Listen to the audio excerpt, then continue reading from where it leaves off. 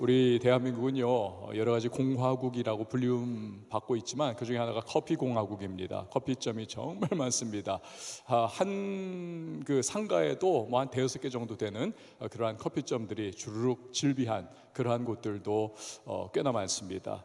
커피점이 많다 보니까요, 별별이 다 생깁니다. 제 딸도 커피숍에서 쓰리잡을 뛴다고 전에 한번 말씀드렸잖아요. 커피숍에서도 토요일마다 주말마다 일을 해요. 그런데 참 많은 사람들이 와가지고 주문을 굉장히 복잡하게 한답니다. 이렇게 해달라, 이렇게 해달라, 저렇게 해달라, 온도는 어떻게 맞춰달라, 굉장히 복잡해요. 근데 좀 친절하게 잘 됐더니 사람들이 좋아하면서 쟤한테만 내가 꼭 시킨다 이러면서 와가지고는 그렇게 저희 딸한테 주로 주문을 하는 뭐 그런 사람들도 생긴다 합니다. 여러 가지 커피점에 오는 사람들이 종류들이 다양한데요, 그 중에 이런 사람도 있다 그래요. 어떤 남자가 6,000원짜리 커피를 시켰다는 겁니다. 그리고 나서는요, 그 알바생이 커피를 건네주니까 쫙 그 6,000원짜리 현금이 아니라 10원짜리 동전 600개를 쫙 깔아놓더라는 거예요. 얼마나 황당합니까? 짜증이 나잖아요. 이걸 세야 되니까. 이거 뭐예요? 했더니 세봐 6,000원이야 하면서 퉁명스럽게 말하고는 커피를 들고 나가더라는 겁니다. 얼마나 기분이 나쁘고 진짜 어이없는 일 아닙니까? 근데 그런 일이 있다는 거예요. 그래가지고는 참 막 화를 막 사귀고 있는데 그 다음 날에도 이 사람이 와가지고 똑같은 커피를 시키고 6,000원짜리 또다시 동전으로 10원짜리 600개를 또 깔아놓더라는 거예요. 이런 것을 한 일주일을 하더라는 것입니다. 여러분 상상이 되세요? 그래가지고 너무 이 알바생이 막 분노하고 막 너무 하여튼 막 화가 여기까지 치밀어 올랐습니다. 일주일 내내. 아마도 이 알바생한테 이 사람이 앙심을 품은 게 분명합니다. 근데 복수를 노리고 있던 이 알바생에게 좋은 기회가 찾아왔습니다. 어느 날 이 남자가요, 그 다음 주에 와가지고는 그 똑같은 커피를 시켰는데 이번에는 웬일로 10,000원짜리 현찰을 내더라는 거예요. 그래가지고 알바생이 잘 됐다, 너 한번 당해봐라, 잔돈 4,000원 여기 있습니다 하면서 쟁여놨던 10원짜리 400개를 쫙 그 사람 앞에 놓아 주었다는 것입니다. 그리고 나서는 이 알바생이 너무 속이 후련해가지고 야, 이제 나도 복수를 갚았다 하면서 흐뭇한 이 포커페이스도 못하고 이 얼굴에 그 덕을 만만한 표정을 짓고 있는 그 찰나, 근데 그때 그 남자가 그 400개 동전 옆에다가 200개 동전을 또 깔더니 말을 하더라는 거예요. 한 잔 더! 라고 말을 하더라고요. 여기서 많은 분들이 제가 이렇게 보니까 한 주간 동안 참 척박하게 살았던 것 같아요. 감정이 메말랐어 완전히. 주여, 여기 있는 우리 청년들 감정선이 풍부하게 터져나오게 하여 주시옵소서. 여러분 복수잖아요. 근데 이 복수는요 치졸합니다. 그리고 복수라고 하는 것은 또 다른 복수를 낳게 됩니다. 우리가 지금요 노아의 홍수를 다루고 있습니다. 근데요 이 노아의 홍수를 놓고 어떤 사람들은 좀 오해를 해요. 하나님께서 복수한 거다, 하나님께서 진노해가지고 이 감정을 그냥 이 땅에 살고 있던 죄인들에게 쏟아놓은 거다.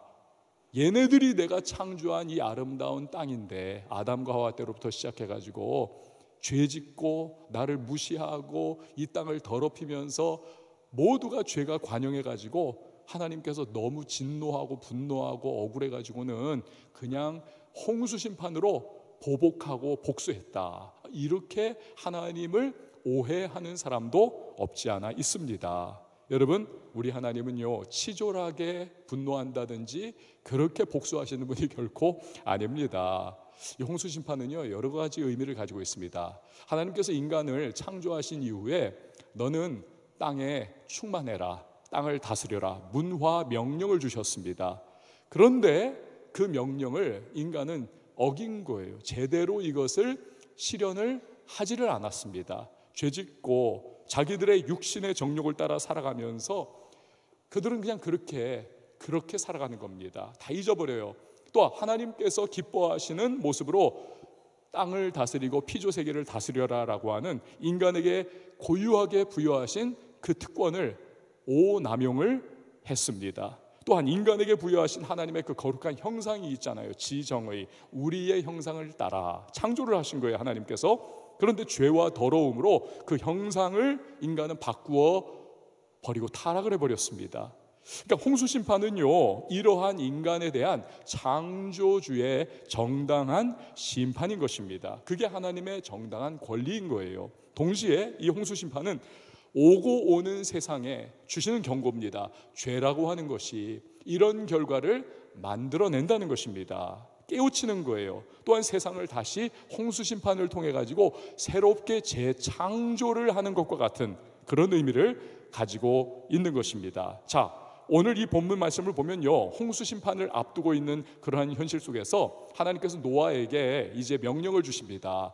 어떻게 이 홍수를 견뎌낼 수 있는 방주를 만들라, 거대한 배를 만들라 말씀을 하시는 부분이에요. 방주가 노아와 그 가족을 구원해내는 홍수 심판에서의 그러한 보호의 장치가 된다는 것입니다. 여러분, 이런 방주는 예표적인 의미를 가지고 있습니다. 특별히 예수 그리스도, 우리를 죄와 죽음과 영원한 형벌로부터 구원해내시는 그리스도를 예표하는 것입니다. 누구든 예수 그리스도 안에 있는 자는 진노를 면한다, 영원한 심판에서 안전하다는 것을 말씀하고 있는 거예요. 또한 예수님은 그의 구원된 백성을 자신의 몸된 교회로 불러 모으시고 죄와 사망 권세로부터, 즉 그 죄와 사망 권세라고 하는 홍수로부터 보호해 주시는 것입니다. 그래서 교회를 일컬어서 구원의 방주다라고 말을 하기도 하는 것입니다. 여러분, 저를 한번 따라해 주십시오. 교회는 구원의 방주다. 그렇습니다. 구원의 방주가 교회예요.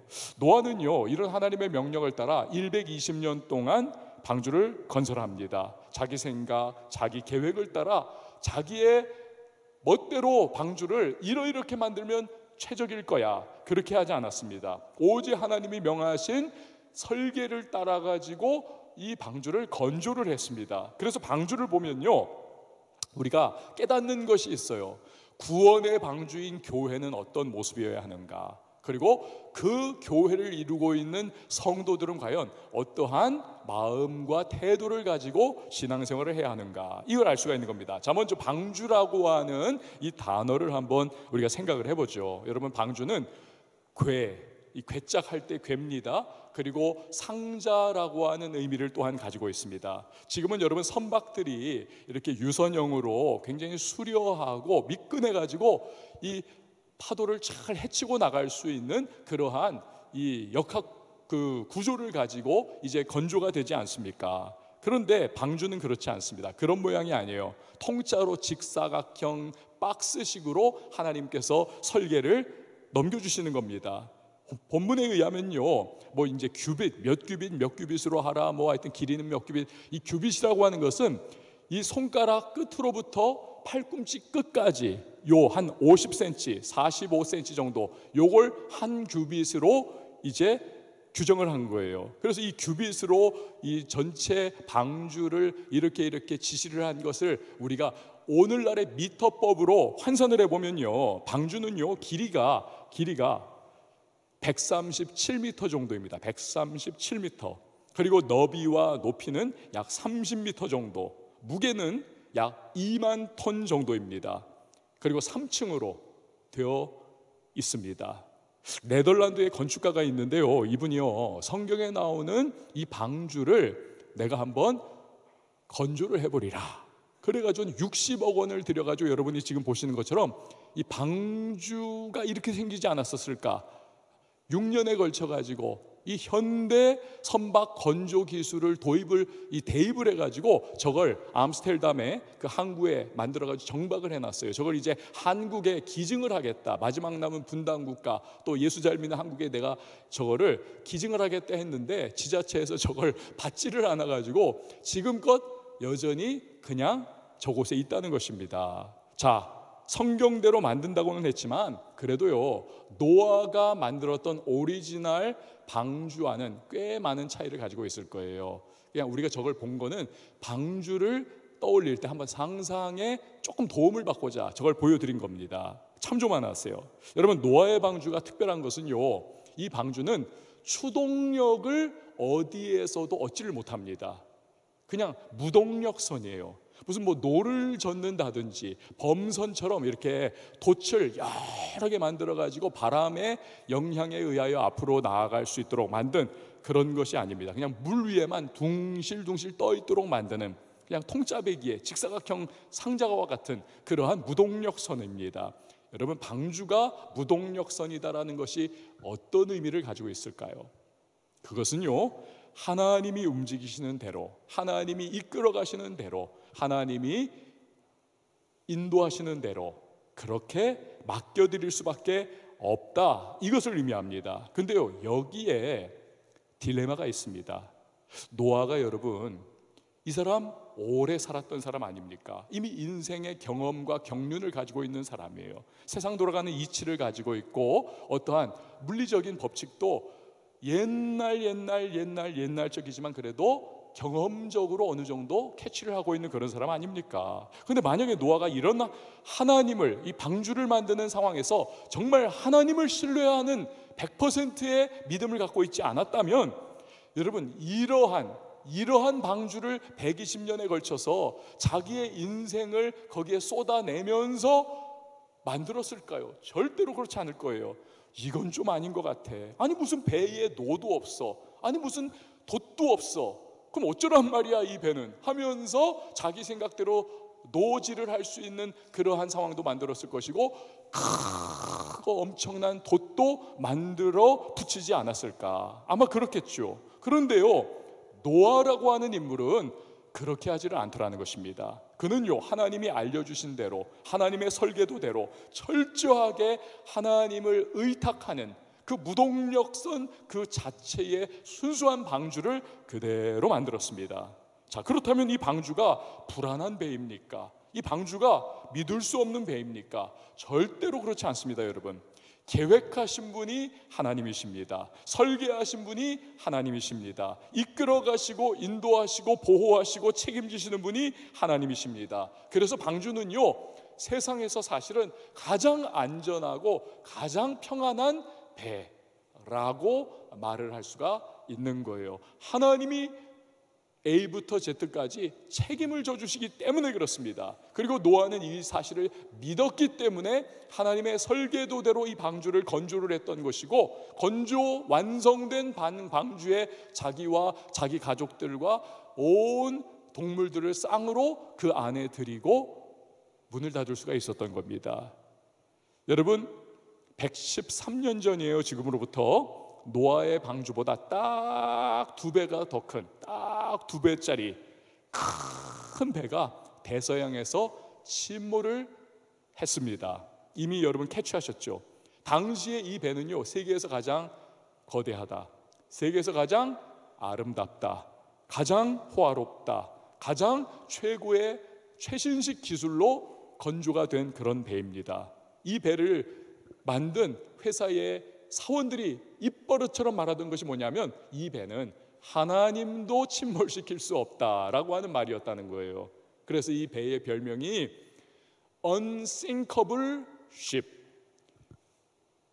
침몰 안 되는 배라고 하는 그러한 별명을 가지고 있었어요. 근데 이게 웬일입니까?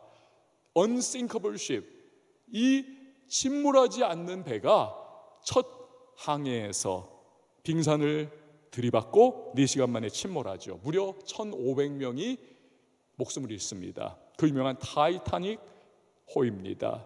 여러분, 하나님이 이끄시고 하나님이 인도하시고 하나님이 보호해 주시는 것이 가장 안전한 거예요. 아무리 다른 거 다 땡겨본다 할지라도 여러분, 인간의 수단과 방법으로 세워진 것은요, 한순간에 와르르 무너져 내릴 수가 있습니다. 그러나 전지전능하신 하나님께서 이끌어 주시면 걱정할 일이 없어요. 그가 책임져 주십니다. 그가 채워주시고 그가 인도하시고 그가 이끌어 주시고 그가 보호해 주시는 것입니다.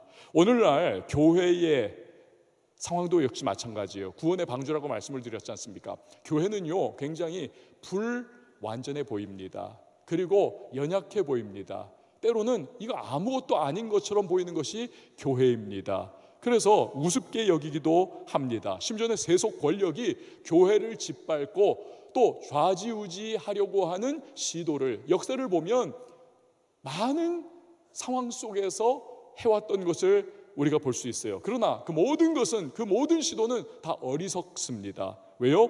교회는 예수님의 몸된 교회이기 때문에 그렇습니다. 예수님이 교회의 머리세요. 예수님께서 그러므로 몸된 교회를 책임져 주시고 보호해 주시고 인도해 주십니다. 그래서 교회는요, 역사를 보면 2000년 기독교 역사에 수많은 도전들이 교회에게 달려들고 물어뜯고 박해하고 뿌리 뽑으려 했지만, 교회는 지금껏 쌩쌩하게, 교회는 살아있고요, 교회는 가면 갈수록 더욱더 하나님의 능력의 손을 경험하게 되고, 교회는요 끄떡없는 겁니다. 교회는 승리합니다. 교회를 박해하고 공격했던 세상의 그 어떤 권력도 다 보십시오. 다 무너져 내렸습니다. 오히려 그들이, 바벨론이 무너졌어요. 로마 제국이 무너졌습니다.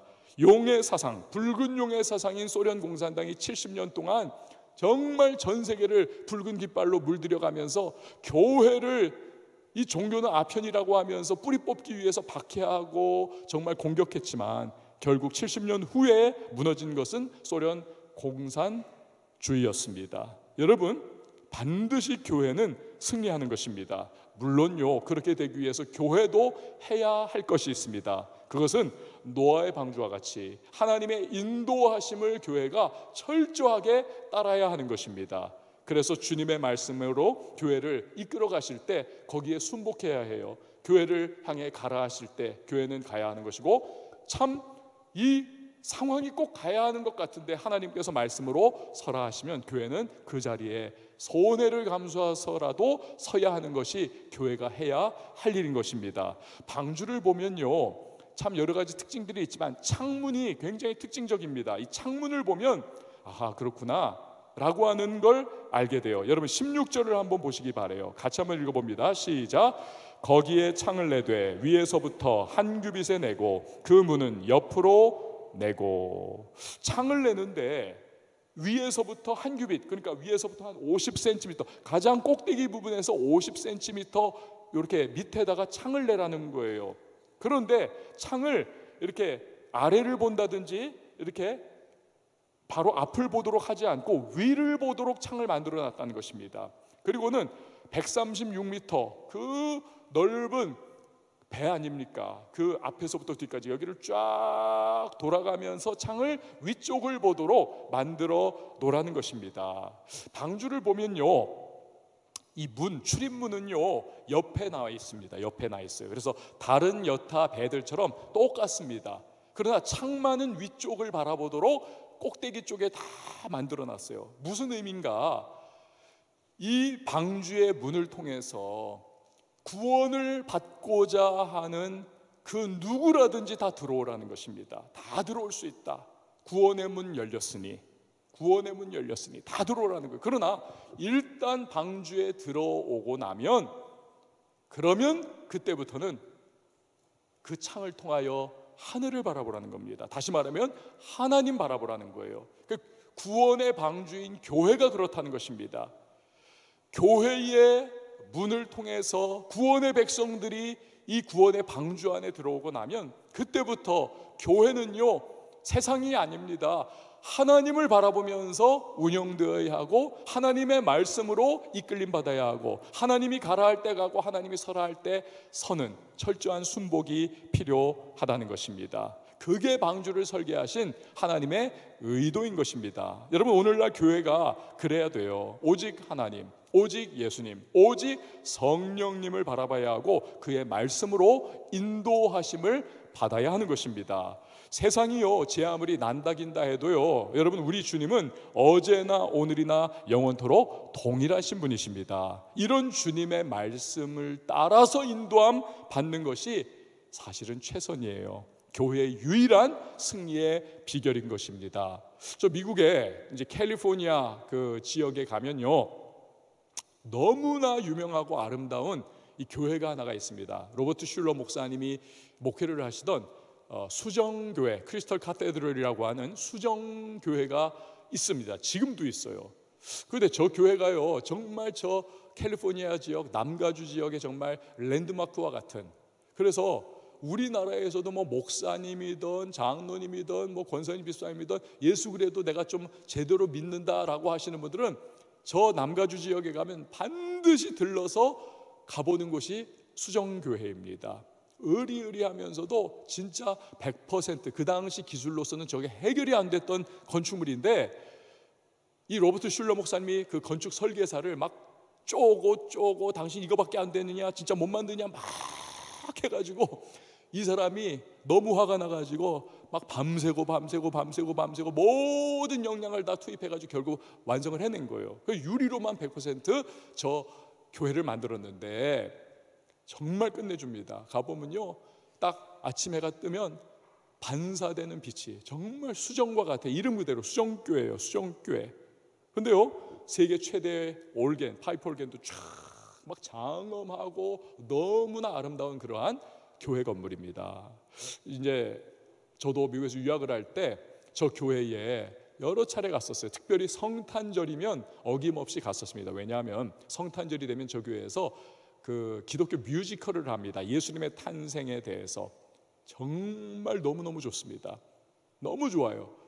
막 애들을 이제 키울 때니까 데리고 가면 애들이 막 입이 쩍쩍 벌어지고 애들이 막 그냥 환호를 터뜨리고, 왜냐하면요, 그 수십 미터 높이가 되는 교회 그 본당에 저 공중에다가 끝에서 끝까지 와이어를 매달아 가지고 예수님을 이제 네가 잉태할 거야, 천사가 수태고지를 하잖아요, 마리아에게. 그때 이 천사가 하늘에서 쫙 내려오는데 그 와이어를 딱 걸고 나서 진짜 쫙 내려오는 그 모습을 보면 와, 진짜 천사가 내려오는 것 같은 그런 모습이고요. 또 예수님 태어났을 때 동방 박사들이 외국에서 와가지고 이제 절을 하기 위하여 낙타 타고 오지 않습니까? 그때 이 교회당 안으로 진짜 동방 박사 세 사람이 낙타를, 진짜 낙타를, 실물 낙타를 타고 뚜구덕 들어옵니다. 그러면 애들이 입이 쫙 벌어져요. 우와 이러면서. 그래가지고 첫 해에도 봤고 그 다음 해에도 봤고 그 다음 해에도 봤어요. 이거 공짜거든요, 특별히. 그러니까 그냥 보면서 너무너무 황홀한 그러한 상황이에요. 근데요, 그 교회가 정말로 유명하고 정말 아름다운 교회였는데, 이 로버트 슐러 목사님이 이제 소천을 하시고 나서 후계 구도 때에 이 기조가 좀 바뀌었어요. 그래서 우리가 이제 좀 세상적 논리를 좀 끌어들이자, 세상 방식, 운영, 이 매니지먼트 방식, 이런 것들을 교회에 끌어들여 가지고 우리가 좀 사업적인 마인드를 가지고 교회를 운영을 하자. 이게 완전히 인본주의적이고 세속적으로 운영을 하기 시작했습니다. 근데 그러면 더 잘 될 줄 알았어요. 폭망했습니다. 교회가 결국 파산을 하게 되었고, 나중에 몇 년 후에요, 카톨릭 성당에게 이 교회가 팔려버리고 말았어요. 로만 카톨릭에게. 그래서 지금은 거기서 미사가 드려지는 카톨릭 성당이 되어버리고 말았습니다. 여러분, 저는 이 수정교회의 변천사를 보면서 생각을 해서, 아하, 교회가 주님을 버리면 주님이 교회를 버리시는구나. 요한계시록 그거 아닙니까? 촛대를 옮기리라. 여러분, 교회는 철저히 말씀 중심으로 서야 하는 줄을 믿으시기를 바랍니다. 그래서 우리 청년교회에서도 각 부서도 그렇고요, 운영을 해나가는 가장 방법론적인 것은 우리가 여러 가지 익히고 또 우리가 여러 가지 방법을 동원할 수 있지만, 그러나 가장 밑에 깔려있는 근본적인 코어, 그 핵심 정신, 이 부분을 하나님 말씀 중심인 것에서 우리가 놓쳐버리면 여러분, 더 이상 교회는 교회가 아닙니다. 주의 영이 거하시는 곳이 아니라 세속과 인간의 영이 운행하며 교회를 이끌어 나가는, 그건 하나의 무슨 모임일 수밖에 없는 거예요. 교회가 아닙니다.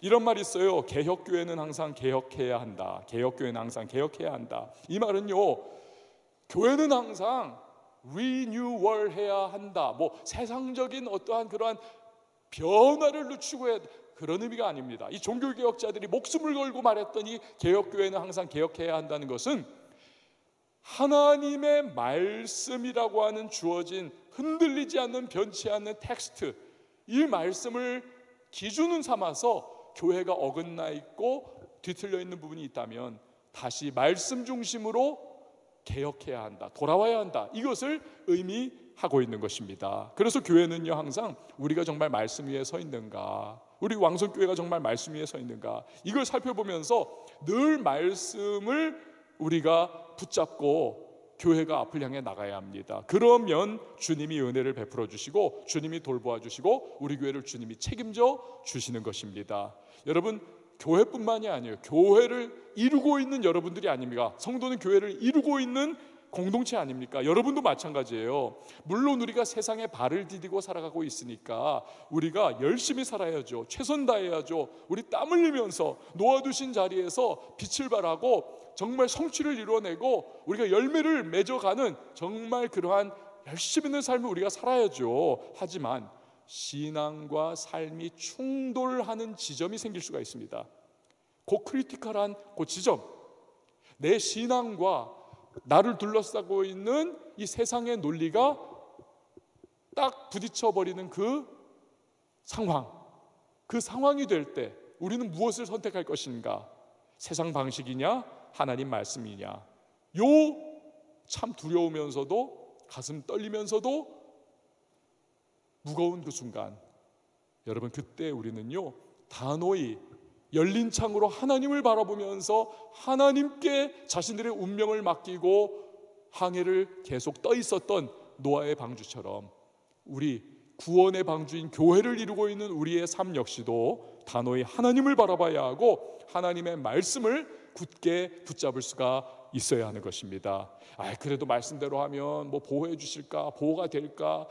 이거 진짜 하나님 책임져 주시겠는가? 불안해요. 두려워요.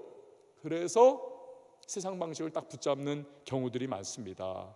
근데요, 그렇게 되면 그때부터 하나님의 인도와 보호와 이끄심 없이 이제는 내가 나의 모든 삶의 전 영역들을 다 내가 책임져야 해요.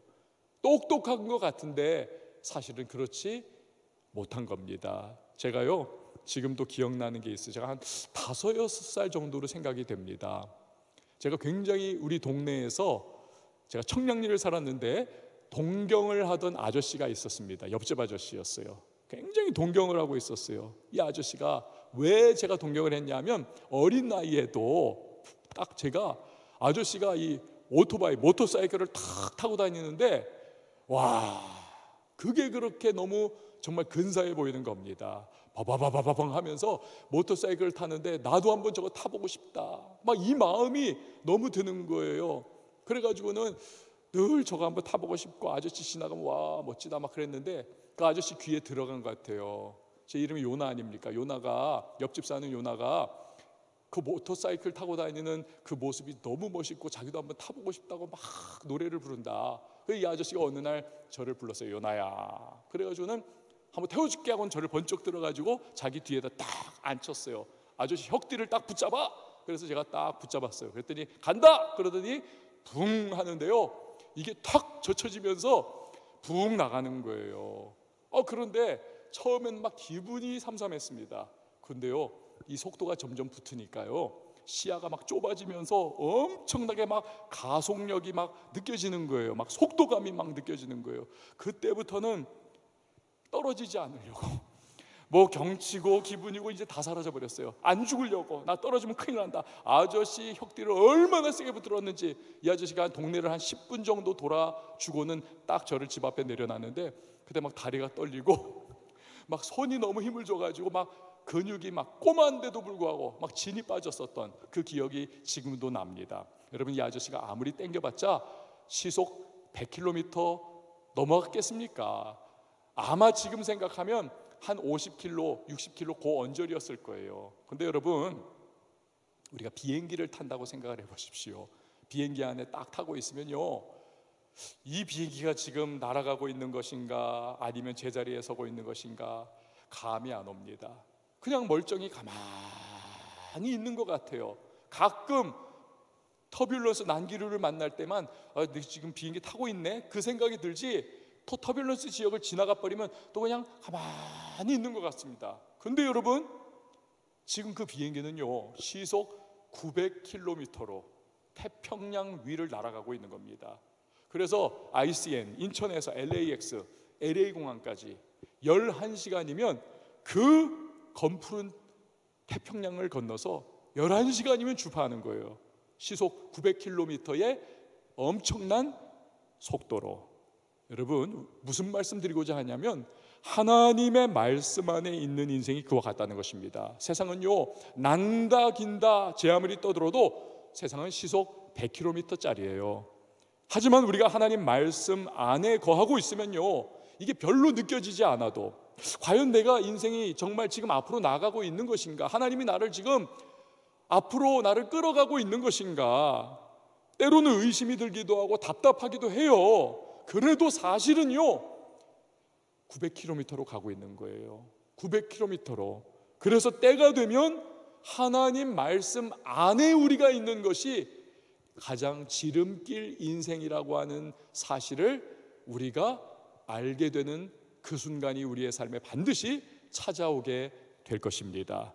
그렇기 때문에 여러분, 하나님의 뜻을 따르는 것이 가장 최선이에요. 눈에는 아버지가 안 보여도, 손에는 잡히는 거 없어도, 귀에는 들리는 것 없어도 하나님 말씀 붙잡고 살아가는 것, 그러면서 위로에 열린 창문을 통해 하나님을 신뢰하는 시선을 보내며 그분의 말씀 따라 살아가는 것, 그의 인도하심을 받는 것, 그가 이끌어 가시는 대로 나를 내어드리는 것, 순종하는 것. 여러분, 이런 인생이 결국에는 잘 되고 하나님이 책임져 주시기 때문에 승리하는 인생이 될 줄 믿으시기를 바랍니다. 하나님이 노아에게 그렇게 방주를 만들라고 하세요. 그런데요, 이 방주를 만들 때 굉장히 중요한 요소가 하나가 있습니다.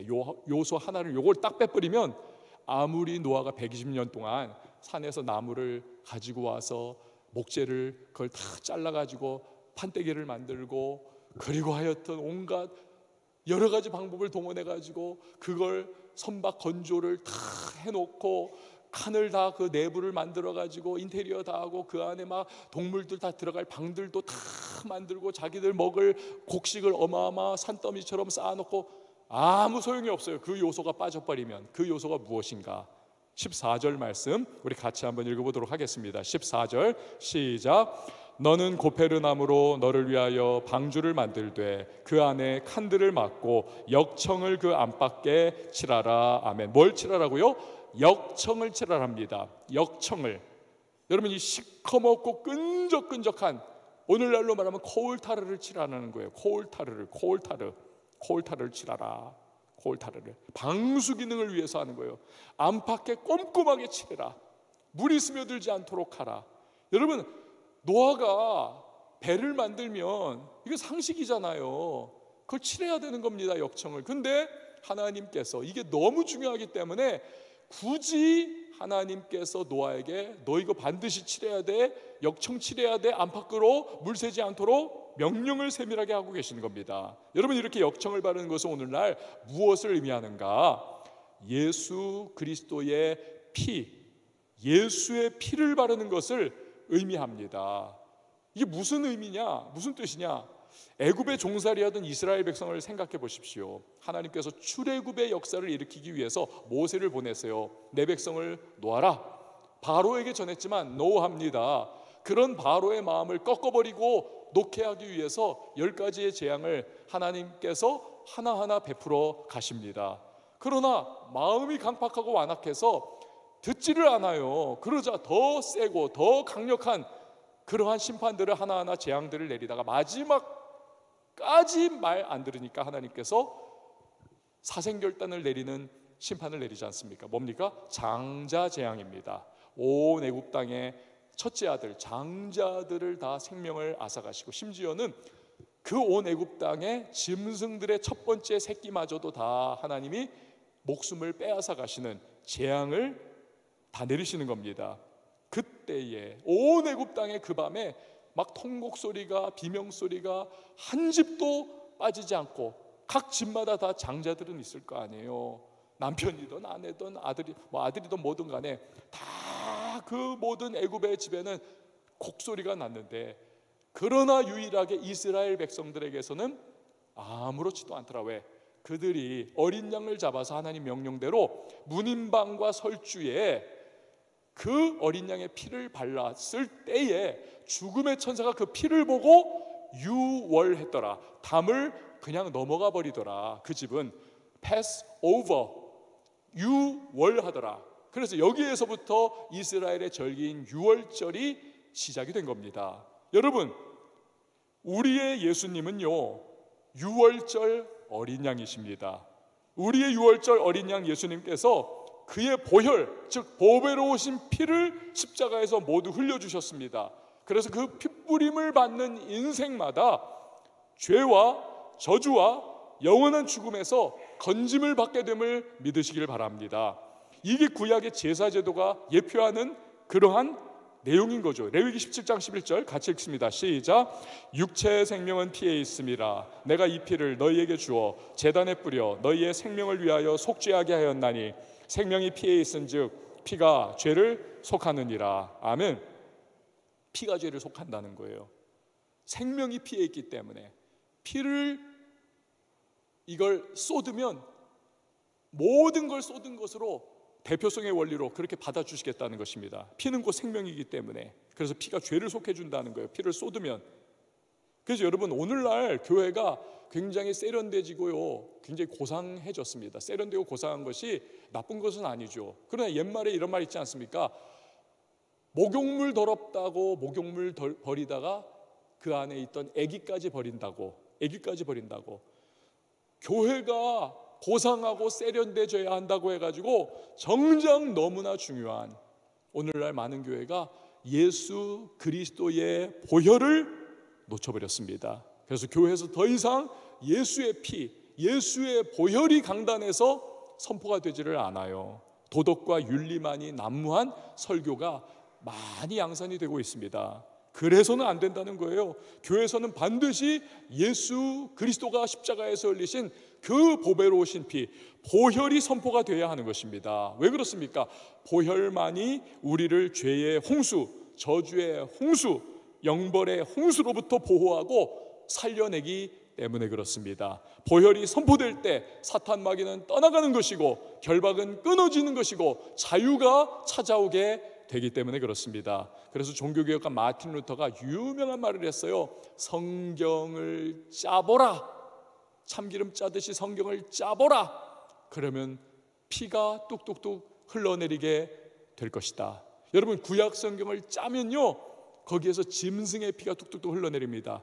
그 수많은 세월 동안 수많은 사람들의 죄를 일시적으로 대속하기 위하여 수많은 짐승이 흘린 그 피가 뚝뚝뚝뚝 떨어지는 그런 느낌이에요, 구약 성경은. 그러나 신약 성경을 보면 그림자였고 예표였던 짐승이 아니라 이제는 진정한 어린 양 되시는, 만인을 위하여 자신을 십자가에 내어주셔서 보혈을 흘리신 예수 그리스도, 그분의 피 흘림, once for all, 단번에 영원한 대속의 피가 이 신약에서는 뚝뚝뚝 흘러내리게 되는 것입니다. 그래서 성경은요, 다른 저런 이러한 별명이 있을 수 있지만 성경은 또한 피의 책이기도 한 것이고, 그리스도인들은 보혈을 계속해서 말하는 것이고, 심지어는 기독교인들은 성찬식에 이것은 예수의 피입니다 하며 포도주를 어떠한 상징성을 가지고 마셨던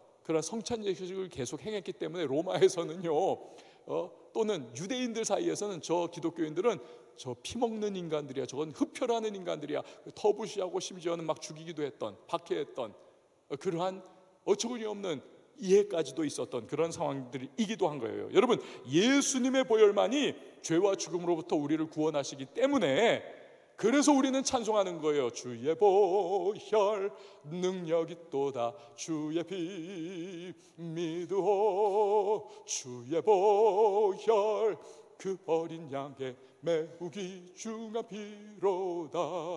혼자 찬양하는 것도 참 좋네요. 일부에서는 한 분이 같이 했는데 괜찮아요 뭐. 여러분, 그렇습니다. 이 복음의 손가락이 가리키는 곳이 어디냐면 예수님이 그 보혈을 흘리신 십자가 세워진 골고다 언덕을 복음의 손가락은 가리키는 것이고, 결국 그 십자가에서 우리에게 알려주는 복음의 핵심은 바로 그리스도 예수의 피 흘림이에요. 피 흘림, 보혈. 그래서 교회는요, 계속해서 끊임없이 예수 그리스도의 보혈을 선포하고 또 선포하고 외치고 또 외쳐야 하는 것입니다. 여러분, 우리도 그렇습니다. 저와 여러분도 우리가 신앙생활에도요, 우리가 죄 짓을 때도 있어요. 불순종 안 하고 싶어도 할 때가 있어요. 연약해서 우리가 마귀 유혹에 쓰러질 때도 있습니다. 그렇지 않습니까? 그럴 때 마귀는요, 우리를 비웃고 정죄합니다. 손가락질합니다. 니까짓게 무슨 예배 드린다고 이 자리에 나와 있니? 너 일주일 동안 살았던 너 엉망진창의 너의 삶을 한번 생각해봐. 너 그러고도 고개 뻔뻔히 들고 뭐 하나님 사랑해요 이러면서 너 찬양할 수 있니? 그 웃긴 짓 하지 마라 너, 이러면서 막 우리를 공격한단 말이에요. 네 예배를 하나님이 받으실까? 네 기도를 하나님이 들으실까? 야, 말도 하지 마라. 이렇게 우리를 공격해요. 여러분, 그 말이 틀린 말입니까? 틀린 말 아닙니다. 맞는 말이에요. 지당한 말입니다. 그러나 우리에게는 한 가지가 있으니 그것이 바로 그리스도 예수의 보혈이 우리에게 있습니다. 그 보혈을 우리는 선포하고 주장해야 해요. 사탄아 물러가라. 예수님이 이러한 부족하고 연약하고 죄 많은 나를 위해서 그래서 십자가에서 보혈을 흘려주신 거야. 그래서 나의 모든 죄는 씻음을 받은 거야. 주님, 십자가의 보혈로 나를 씻어 정결케 하여 주시옵소서. 새롭게 하소서, 정결케 하소서, 깨끗게 하여 주옵소서. 여러분, 우리가 보혈을 선포하면 마귀는 떠나간다는 사실을 믿으시기를 바랍니다. 또 하나님은 반드시 우리를 받아주신다는 사실을 기억을 하셔야 합니다. 그걸 어떻게 우리가 확신할 수 있나요? 어떻게 확신할 수 있나요? 18절 말씀 같이 읽어보도록 하겠습니다. 시작. 그러나 너와는 내가 내 언약을 세우리니 너는 내 아들들과 내 아내와 내 며느리들과 함께 그 방주로 들어가고. 여기 보니까 하나님께서 노아야, 내가 너와는 언약을 세울게. 근데 이 언약은요, 우리가 말하는 것처럼 야, 우리 손 걸고 약속해, 이게 아닙니다. 구약 성경에서 말하는 이 언약이라고 하는 것은요, 베리트라고 하는 히브리어인데요, 이 베리트, 언약은 이건 목숨 걸고 하는 거예요. 두 언약 당사자 간에 언약을 수행하는데 불성실하거나 팽개쳐버리면 나는 저주를 받아 나는 내 목숨을 내놓겠습니다. 이러한 아주 그냥 생명을 걸고 하는 이것이 바로 언약이에요. 베리트. 그런데 이 언약을 누가 누구에게 체결을 한다라고 말씀하십니까? 하나님이 노아에게, 너와는 내가 언약을 세울 거야, 이 말씀을 하시는 거예요. 이게 다시 말해서 하나님은 노아가 하나님의 말씀을 따라 하나님의 설계도를 따라 방주를 성실하게 짓고, 그리고 하나님의 말씀을 따라 역청을 안팎으로 칠하고, 하나님의 말씀을 따라 창을 하늘을 바라보도록, 하나님을 바라보고 하나님만을 의지하도록 이 무동력선인 방주를 성실하게 만들고 그 안에 타면, 노아야, 내가 나의 생명을 걸고 너에게 언약을 한다. 내가 너를 반드시 지켜줄 거야. 내가 너를 반드시 동행할 거야. 내가 너를 반드시 이끌고 너를 인도해 줄 거야. 이 약속을 하나님이 목숨을 걸고 하시는 거예요.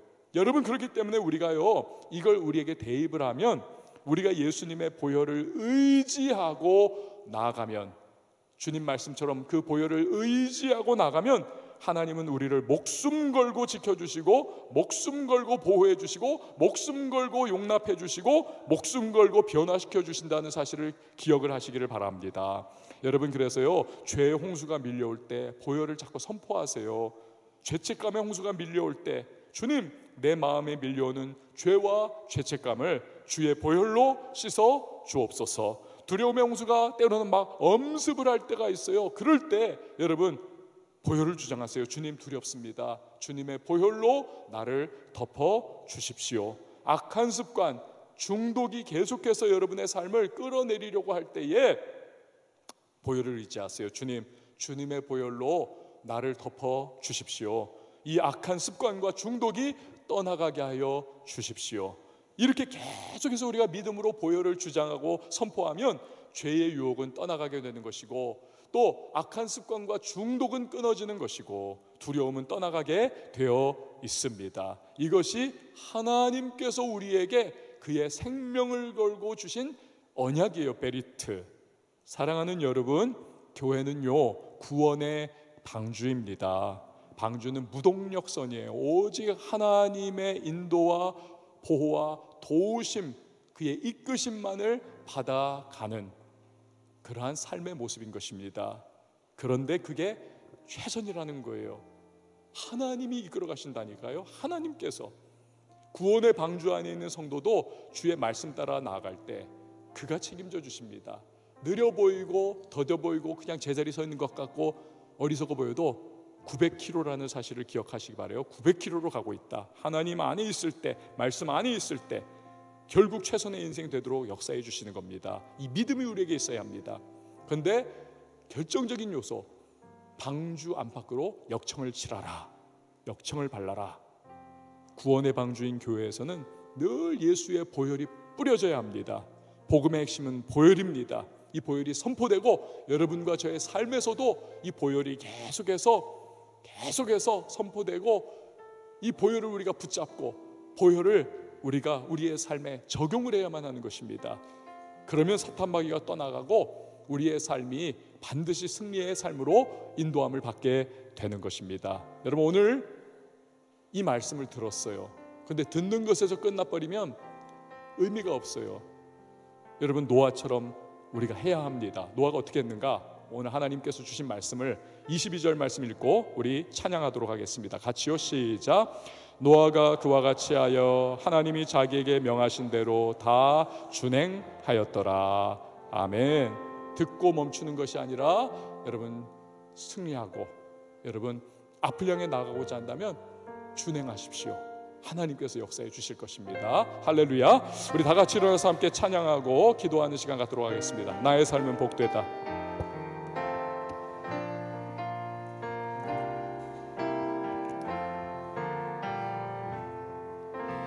이 길을 알게 되어 나의 삶은 복되다.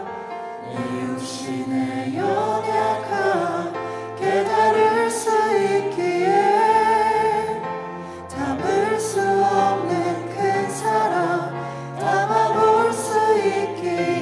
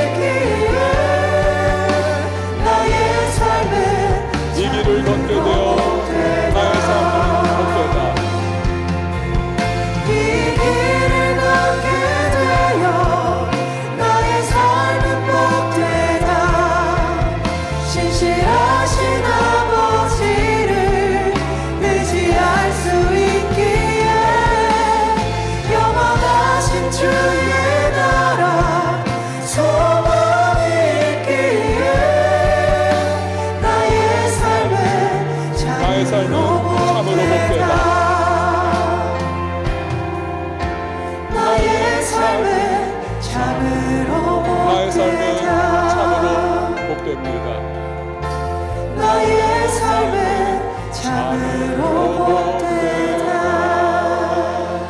여러분 이 시간에 같이 기도했으면 좋겠습니다. 하나님, 구원의 방주는 오로지 하나님만을 의지하며 인도하시는 대로 나아가는 방주인데, 주님, 이 교회가, 이 구원의 방주가 하나님 말씀 따라 나아가게 하시고, 또 나의 삶, 그 교회를 이루고 있는 성도인 나의 삶 역시도 하나님이 인도하시고 이끌어 가시는 삶 되게 하소서.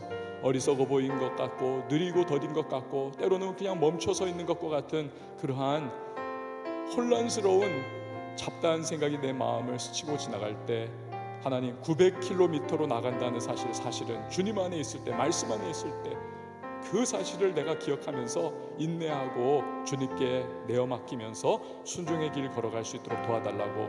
또 방주는 역청을 발라야 합니다. 예수의 보혈입니다. 우리 교회에서 늘 예수의 보혈이 뿌려지면서, 다시 말해 선포되게 하시고, 이 복음의 핵심인 보혈이 내 삶에 적용되어서 여러 가지 공격과 원수의 도전, 그리고 무너짐, 여러 가지 중독과 또 악한 습관들, 여기에 보혈이 뿌려져서 하나님 풀어지고 자유케 되고 회복 치유가 일어나는 귀한 역사가 나타날 수 있도록 주님 은혜를 베풀어 달라고 이 시간 말씀 기억하면서 우리 주님의 이름 한번 외치고 우리 통성으로 기도하도록 합니다. 주여,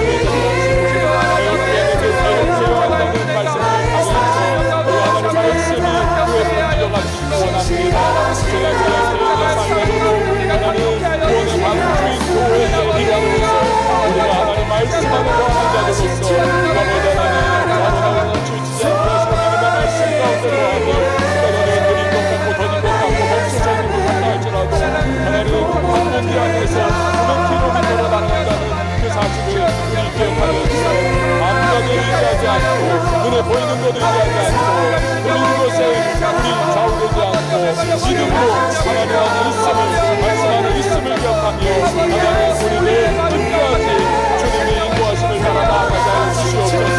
하나님 예수님의 보혈이 우리의 삶에 날마다 뿌려지기를 원합니다. 우리의 중독에, 우리의 불순종의 마음에, 우리의 하나님 인간적인 것, 우리의 교만한 마음에 예수 그리스도의 보혈이 뿌려지게 하시고 마귀 원수의 도전 앞에 하나님 흔들리는 우리의 마음 심령에 보혈이 뿌려지게 하여 주십시오. 그래서 하나님 우리가 승리하게 하시고 죄의 유혹과 여러가지 도전과 하나님 시험 앞에서 우리 보혈로 씻김받으며 하나님과 성결한 신앙의 사람들의 마음을 갖게 하시고 그래서 승리케 하여 주시옵소서. 하나님 그리스도의 보혈이 우리 온 교회에서 늘 선포되며 흐르기를 원합니다. 충만해지기를 원합니다. 여러분 다시 한번 기도할 때에 우리 이 한 주간을 또 살아갑니다. 우리의 앞길에는 여러 가지 우리가 겪어왔던 루틴들이 있을 것이고 또 생각지 않았던 치고 들어오는 문제들도 있을 터인데 결국 해답은 하나예요. 예수 그리스도이시고 성령으로 충만할 때 우리가 정말 그 인도하심 속에 분별력을 가지고 가장 적절하게 우리는 대처할 수가 있습니다. 하나님께서 인도해 주십시오. 내 삶을. 여러분 이 시간에 우리 다 같이 성령 충만케 해달라고 우리 주여 한번 외치고 기도합니다. 주여, 하나님 아버지여, 우리 공동체 가운데 성령 충만의 은혜로 붙잡아 주시옵소서. 하나님 아버지 우리 생길 가운데 아버지 어디로 가야 할지 모르고 갈지 몰라 바라가는 우리 인생을 주여 살려주시옵소서. 아버지여 이것이 가운데 우리가 하나님의 올라가는 주시옵소서. 성령의 아버지 고생들 부어주시옵소서. 아버지 성령의 바람으로 아버지 성령의 능력으로 성령을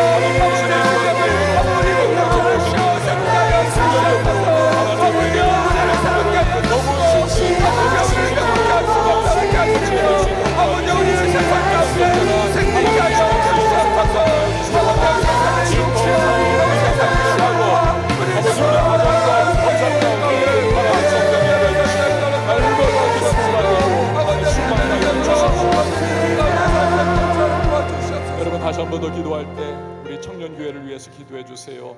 그리고 우리의 예배를 위해서 기도해 주시고 각 부서들을 위해서 기도하십시오.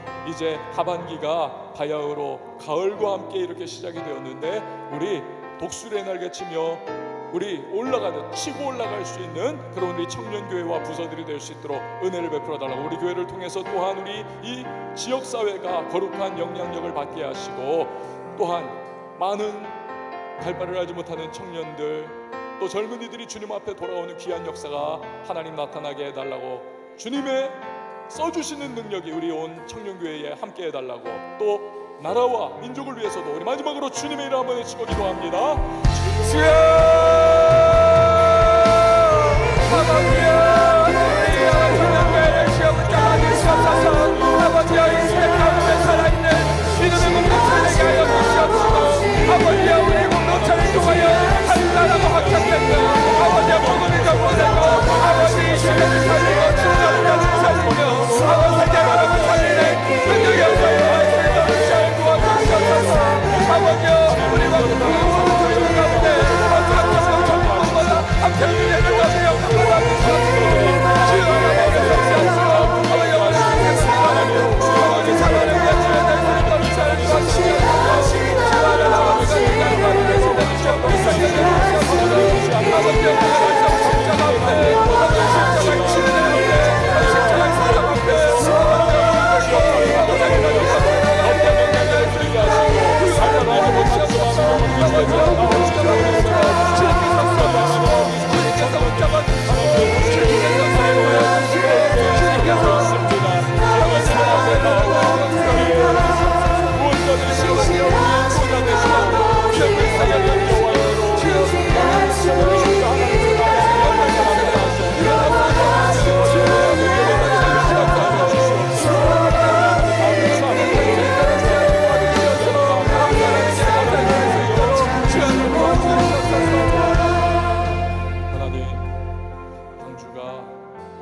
하나님의 인도하심 가운데 자신을 내어 맡기는 배였고, 그리할 때 하나님께서 가장 최적으로 이끌어 주셨음을 오늘 생각해 보았습니다.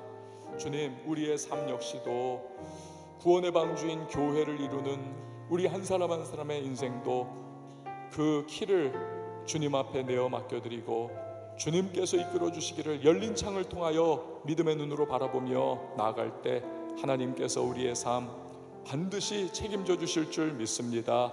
주님, 우리가 오직 주님을 의지하며 나아갈 때 예수 그리스도의 보혈이 우리에게 있으니 그 보혈을 날마다 뿌림받아 우리의 더러워지고 또 타락하기 쉬운 우리의 영혼과 심성이 늘 깨끗하게 씻음받 되게 하시고, 또 오염된 부분들이 정결케 되게 하여 주시옵소서. 아울러 묶인 부분들 자유함을 누릴 수 있도록 하시고, 날마다 이 강단에서는 보혈이 끊이지 않고 선포되며, 또한 우리 성도들의 삶에 보혈이 뿌림바 되어서 주님의 역사하심 가운데 승리하는 귀한 모든 왕성의 청년들이 다 되게 하여 주시옵소서. 주님, 이 예배를 우리에게 허락해 주심에 감사를 드립니다.